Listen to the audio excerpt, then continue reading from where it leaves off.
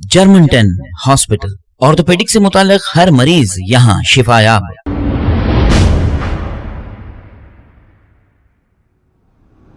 अस्सलाम वालेकुम नाज़रीन, मैं हूं अब्दुल्ला। आइए देखते हैं आज का खबरनामा। तालाब कट्टा नशीबंद नगर के रहने वाले मोहम्मद सत्तार नामी एक शख्स की तबीयत बहुत ख़राब है और ये Banjara hills road number 12 century hospital में ज़ेरे इलाज है। आप सबसे गुजारिश है कि इनके लिए दुआ करें।